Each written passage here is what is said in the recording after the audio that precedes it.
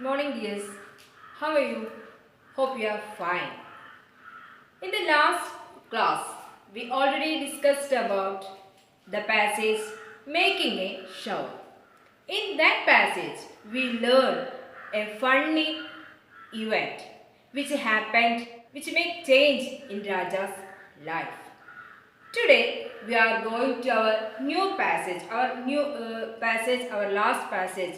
Its name is The News Spreads. Can you guess which news is spreads? Are you ready to read the passage? Okay. The news spreads. Then grandfather stood up and went outside and called aloud, "Come, Raja, come. I won't beat you." But I did not answer him, for I thought that he would beat me.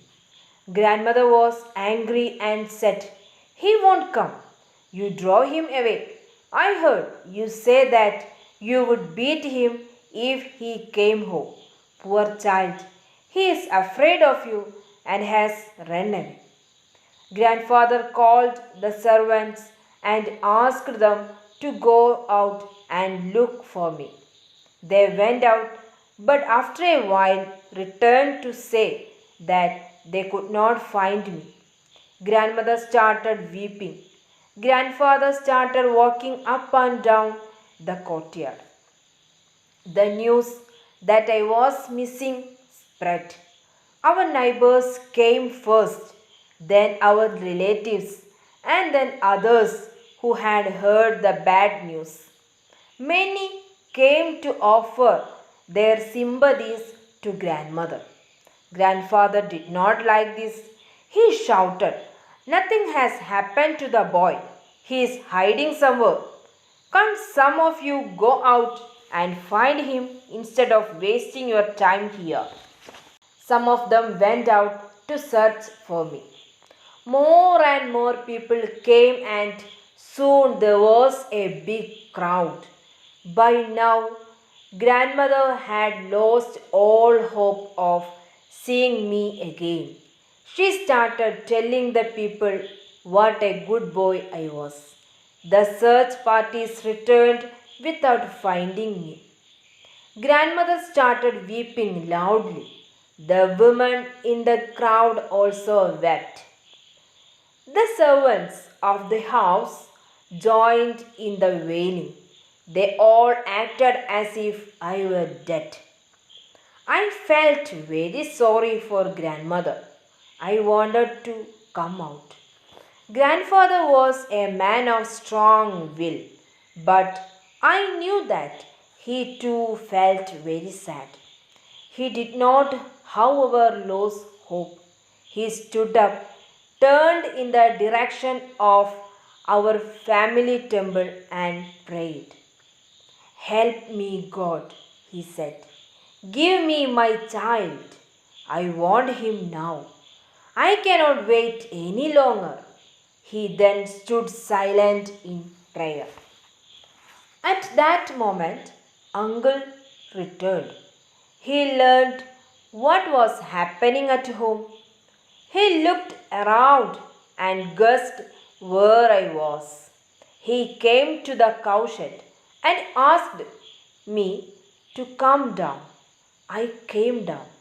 Uncle took me into the house. Grandfather had just finished his prayer and turned.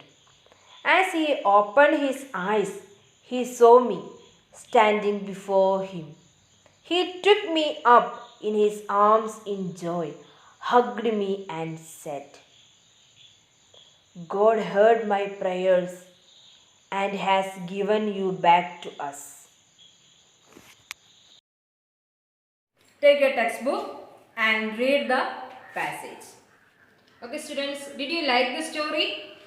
Okay, then you have to read the story once again and take your notebook, write the name of the passage and write down all the new words and try to find out its meaning with the help of a dictionary.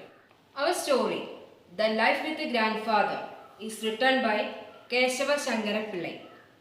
He was a well-known Indian writer and an Indian cartoonist. He considered as the father of Indian cartoons. In our textbook, there is a profile of Kesava Shankara Pillai.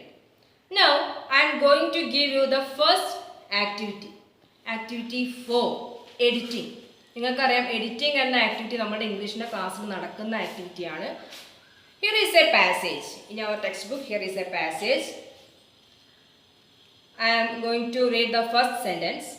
When my grandfather was picking the flowers under the sandalwood tree, I went near him and dash shake the tree. Shake എന്നുള്ള വേർഡാണ് അവിടെ ഒരു തെറ്റുള്ളത്. അപ്പോൾ പലതരത്തിലുള്ള തെറ്റുകൾ നമ്മൾ എഡിറ്റിങ്ങിൽ പഠിക്കാറുണ്ട്. അതൊക്കെ നമുക്ക് വഴിയെ പഠിക്കാം. Shake, how the word change. Okay, so you have to complete the editing passage. Now I am going to give you the second activity. Our second activity is write the conversation between Raja and his uncle. Okay, have you understood? Write the conversation between Raja and his uncle. രാജയും അവൻ്റെ അമ്മാവനും തമ്മിലുള്ള conversation ആണ് എഴുതേണ്ടത്.